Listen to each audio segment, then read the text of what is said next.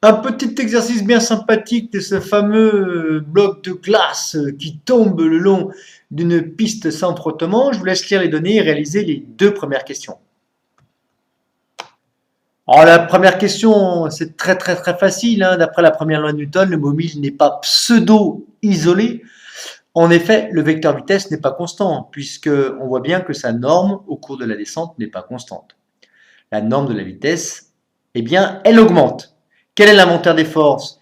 Il y a le poids P, qui a pour origine le centre d'inertie G du solide, et la réaction R du plan qui n'a qu'une seule composante, la réaction Rn, hein, puisque R est perpendiculaire au plan quand le plan est sans frottement. Que vaut la norme de la réaction R? Alors, on y va. R plus P.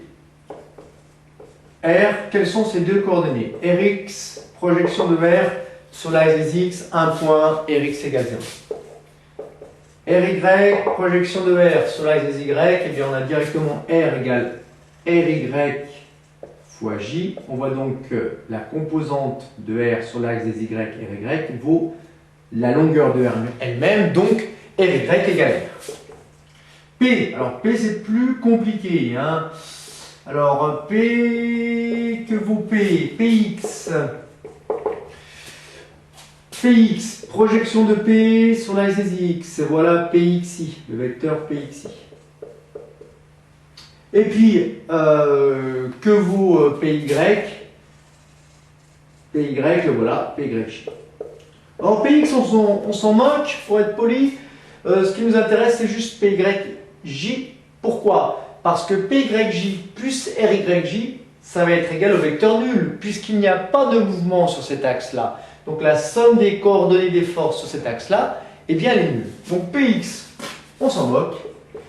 On veut juste savoir Py, sachant que Ry plus Py égale 0. Alors que vaut Py? L'angle B, le voilà, je fais une perpendiculaire à B, voilà cette droite, je fais une perpendiculaire ici à cette droite, voilà, et l'angle B, on le retrouve ici, entre ces deux droites. Donc le PY, ça va avec le côté adjacent, donc avec le cosinus. Donc PY, ça va être cosinus B, fois l'hypoténuse, ben c'est P. Et signe moins, je dis bien moins, le petit moins qui est comme ça, hein. Le plus c'est ça. Le moins, pourquoi? Parce que PYJ, c'est dans le sens opposé à J. Donc moins P cos B. Autrement dit, RY, c'est R. R moins P cos B égale 0. Ce qui nous donne R égale P fois cos B. C'est-à-dire R égale P, eh ben c'est grand M fois G, hein, grand M fois G fois cos B. Je vais faire l'application numérique de suite. Ce qui nous donne, je vous le dis en 1000, mesdames et messieurs, roulement de tambour, soyez un peu patients, s'il vous plaît, vous y êtes. Ça nous donne donc 0,450, parce qu'il faut bien mettre la masse M en